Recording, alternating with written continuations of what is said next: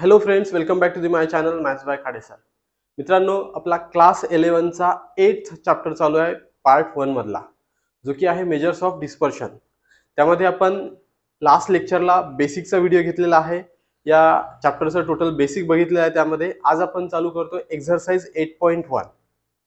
Okay मित्रांनो, व्हिडिओला चालू करण्याच्या आधी तुम्ही जर का चॅनलवर नवीन असाल तर पहिल्यांदा या चॅनलला सबस्क्राईब करा. देन हा व्हिडिओ आपल्या मित्रांपर्यंत शेअर करा. तसेच व्हिडिओला लाईक करा. मित्रांनो, लाईक खूप कमी देते. तुम्ही व्हिडिओज बरेच जण बघतात पण लाईक करत नाही. ज्या अर्थी तुम्ही व्हिडिओ बघता त्या अर्थी तुम्ही लाईक द्यायला पाहिजे.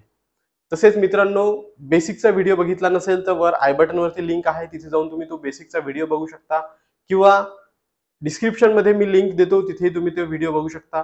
किंवा बाकी चॅप्टर्स, आता याच मंथ एंडला 11 ची एक्झाम असणार आहे.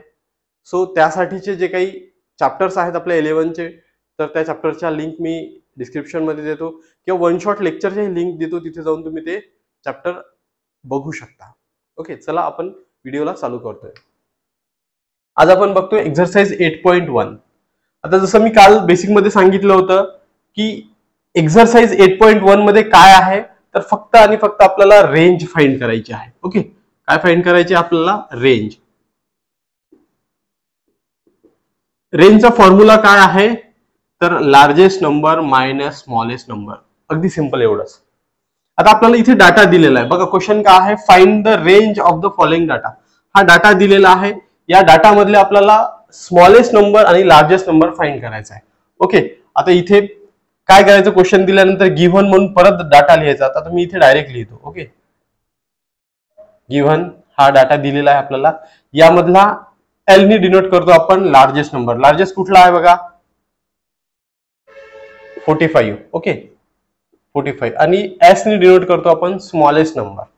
ओके, स्मॉलेस्ट नंबर कुठला आहे बघा याच्यामध्ये? 7. ओके, हा 7 स्मॉलेस्ट नंबर. मग आपला फॉर्म्युला आहे. फॉर्म्युला काय आहे? Range equals to largest number minus smallest number. Largest number काय आहे? 45 मायनस स्मॉलेस्ट नंबर 7. काय मिळेल आपल्याला? 38. Okay, so range equals to 38 आहे. अगदी सिंपल. यामध्ये फक्त आपल्याला रेंज फाइंड करायची आहे. सिमिलर सेकंड क्वेश्चन, यामध्ये पण काय करायचं आहे? हा गिव्हन डाटा आहे आपला. Okay, then L means largest number find out करायचा आपल्याला. कुठे largest number? 729 852. Okay, 967. Okay, then smallest number बघा 3 280 250. ओके, 250. देन आपल्याकडे फॉर्म्युला आहे रेंज इक्वल्स टू काय आहे? Largest number minus smallest number. Largest number 967 minus 250. Okay, याला मायनस करा. 7 मायनस 0 7, 6 मायनस 5 1, 9 मायनस 2 7. सो आपल्याला काय मिळालेलं आहे? रेंज इक्वल्स टू 717 आहे. अगदी सिंपल आहे. हा फॉर्म्युला लक्षात ठेवायचा आहे रेंजचा. जस्ट हा फॉर्म्युला यूज करून आपल्याला रेंज फाइंड आउट करायचे आहे. अगदी सिंपल से क्वेश्चन्स आहेत. कॉपी करा. नेक्स्ट क्वेश्चन बघूया.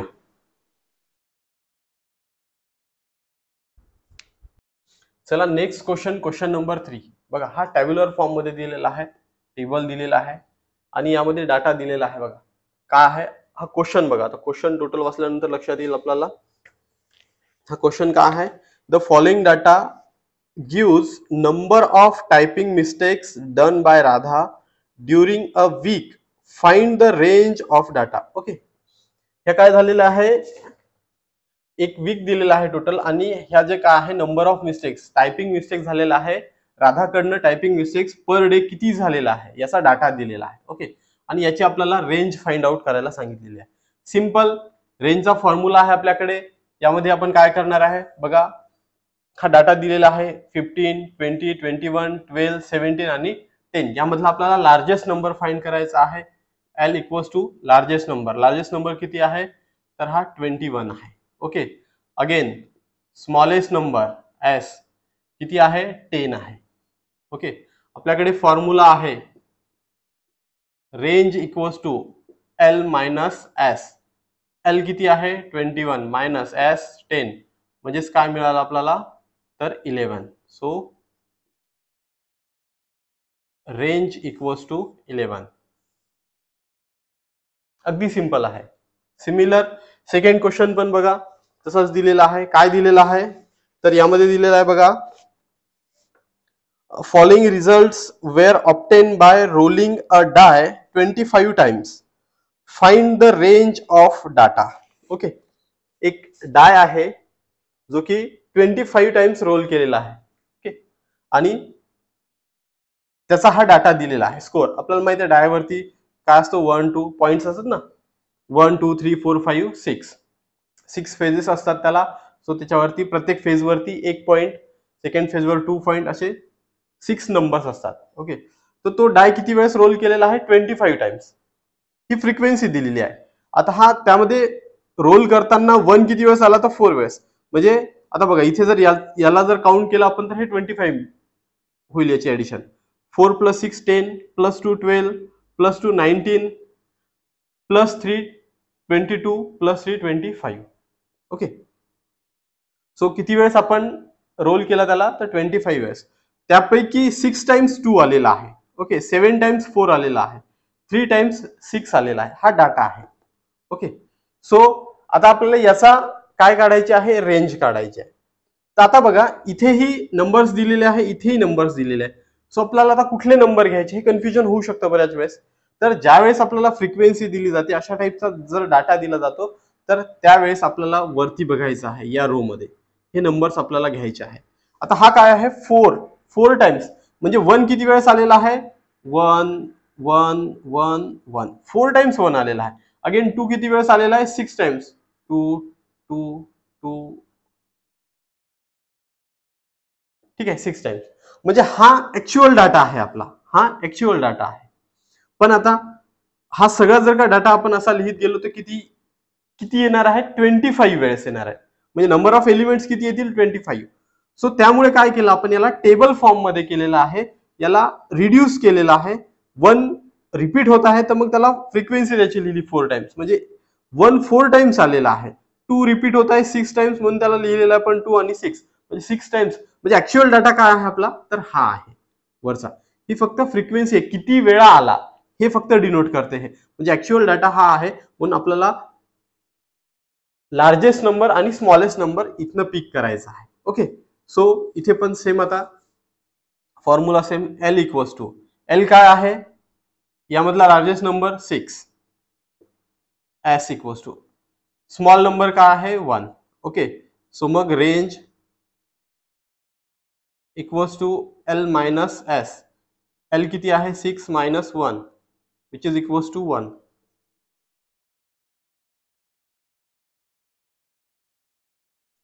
रेंज किती मिळालेली आहे आपल्याला, 1.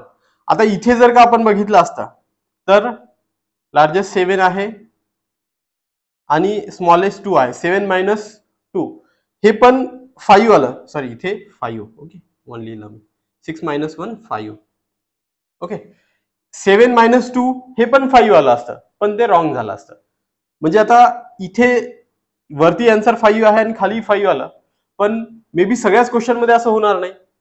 त्यामुळे आपल्याला पिक करताना इथनं व्हॅल्यूज पिक करायच्या आहेत, इथने नाही. ही फ्रिक्वेन्सी आहे, ही डिनोट करते किती वेळा आला. त्यामुळे आपल्याला ऍक्च्युअल डाटा हा आहे, यामधनं व्हॅल्यूज पिक करायच्या आहेत. ओके, अशा टाईपचे क्वेश्चन्स कन्फ्यूज करू शकतात, त्यामुळे व्यवस्थित लक्षात घ्या आणि अशा टाईपचे क्वेश्चन तुम्हीही सॉल्व्ह करून बघा. ओके, कॉपी करा. नेक्स्ट क्वेश्चन बघतोय, क्वेश्चन नंबर 5.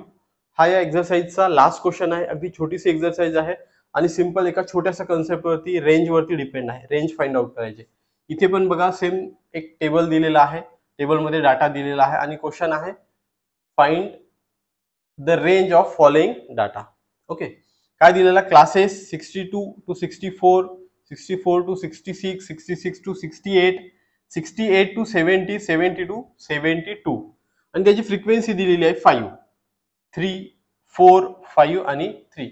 म्हणजे आता 62 टू 64 म्हणजे किती व्हॅल्यूज आहेत बघा, 62, 63, 64. ओके, पण फ्रिक्वेन्सी काय दिलेली आहे 5. याचा अर्थ यापैकी कुठल्या तरी व्हॅल्यू रिपीट झालेल्या आहे.